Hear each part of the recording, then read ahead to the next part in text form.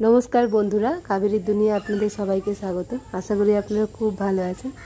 आमी आबार एकटा नतून भिडियो निये आपनादेर सामने चले एलाम और एटा एकटा अन्य धरनेर भिडियो। आशा करी आपनादेर भालो लागबे। तो भिडियोटा स्किप ना करे पुरोटा देखबेन एटाई आपनादेर काछे रिक्वेस्ट। तो चलुन पुरो भिडियोटा देखा जाक।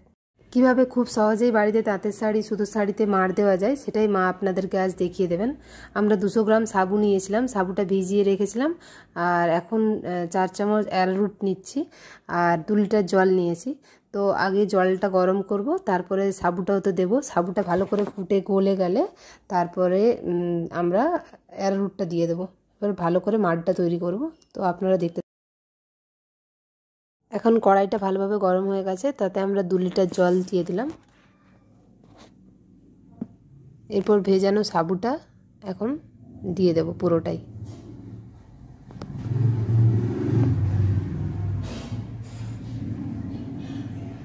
সাবুটা ভালো করে ফুটে গেলে তারপর আমরা দুধটা দেব। এখন সাবুটা পুরো ফুটে উঠেছে। তো এরকম একটা ডালকাটা দিয়ে সাবুটা একটু নেড়ে দিতে হবে যাতে পুরো সাবুটা গলে যায়।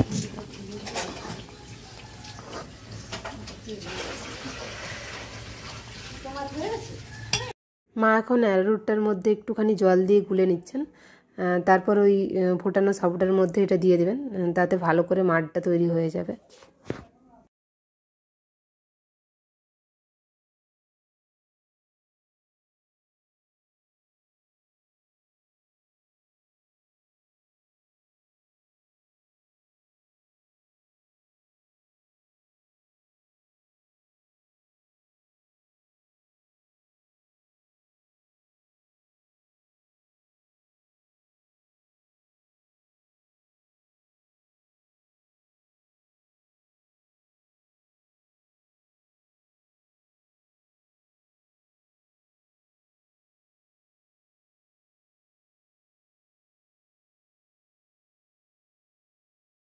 এই যে মাড়টা করেছি, এই মাড়টাতে 4খানা শাড়িতে মাড় দেওয়া হবে। আপনারা দেখুন, এবারে আমার মাড় রেডি হয়ে গেছে। এবার আমি চিটটা দেখুন, এই যে চিট হয়ে গেছে, যে হাতে নিয়ে দেখলাম চিট এসে গেছে। এবার আমি এখানে ঢেলে ঠান্ডা করে আর শাড়িতে দিয়ে আর মিলবো আর কি। মায়ের মাড়টা রেডি করা হয়ে গেছে, শাড়িতে দেওয়ার জন্য পুরোপুরি তৈরি হয়ে গেছে। এইরকম পাতলা পাতলা করে মাড়টা তৈরি করতে হবে, বেশি মোটা করা যাবে না, তাহলে শাড়িটা পুরো খড়খড়ে হয়ে যাবে। মাড়টা তৈরি করার পর এরকম একটা বড় গামলা বা ডেকচির মধ্যে ঠান্ডা করে নিলে ভালো হয়, এতে সময়ও কম লাগে আর তাড়াতাড়ি কাজটাও হয়ে যায়। মাড়টা পুরোপুরি ঠান্ডা হয়ে গেছে। এবার মা একটা চালুনির মধ্যে মাড়টা ছেঁকে নিচ্ছেন, নাহলে শাড়িতে মাড়টা দেওয়ার পর শাড়িটা শুকনো হয়ে গেলে তার মধ্যে দানা দানাগুলো দেখা যাবে।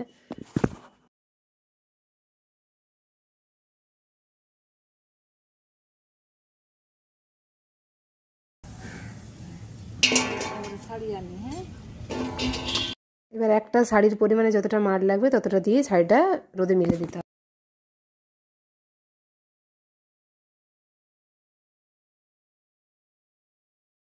এইভাবে আমরা ছাদের মধ্যে 2-3টে শাড়ি বিছিয়ে নিয়েছি, যে শাড়িগুলো ইউজ হয় না, আর সেগুলোর ওপরেই আমরা মাড় দেওয়া শাড়িগুলো মিলবো। আর এখন কাকিমাও এসে গেছেন, কারণ মা একা পারবেন না পুরো শাড়িটা মিলতে, তো দুজনে টান টান করে মিলতে হবে, তাই জন্য কাকিমা একটু সাইডে।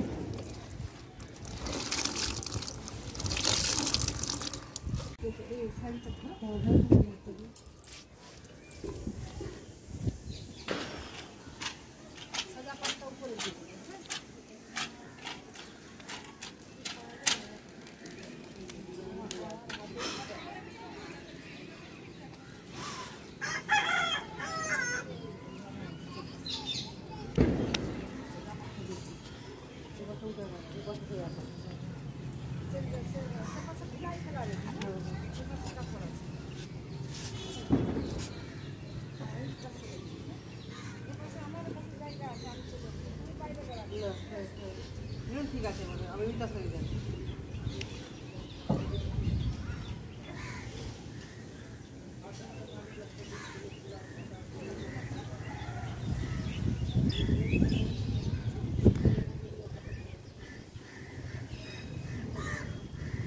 বলবো কি?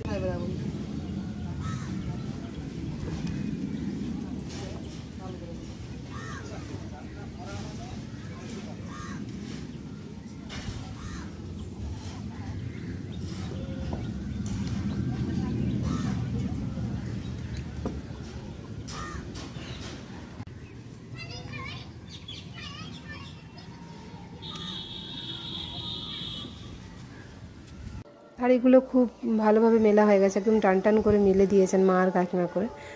যাতে কোথাও কুঁচকে না থাকে সেদিকে একটু লক্ষ্য রাখতে হবে। আর যত ভালোভাবে শাড়িটা মেলা হবে, শুকনো হয়ে যাওয়ার পর শাড়িটা খুব সুন্দর দেখতেও লাগবে।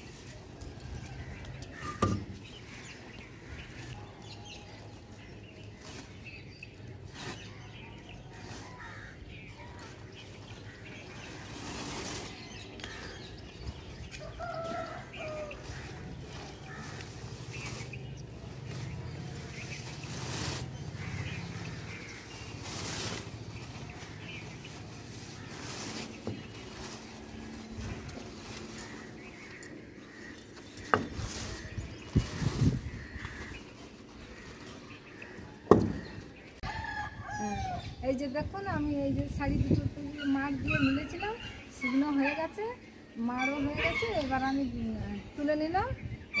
এবার শাড়িগুলোকে আয়রন করে নিলেই একদম নতুনের মতো হয়ে যাবে। আর আয়রন করার পর শাড়িগুলো কেমন দেখতে লাগে আমি আপনাদের দেখিয়ে দিচ্ছি। দেখুন, এই যে শাড়িগুলো যে কেচে মিলেছিলাম মাড় দিয়ে, সেগুলো তুলে এনে বাড়িতে আয়রন করেছি। কেমন হয়েছে আপনারাও চেষ্টা করলে বাড়িতে করতে পারেন। ভিডিওটি কেমন লাগে আপনারা জানাবেন।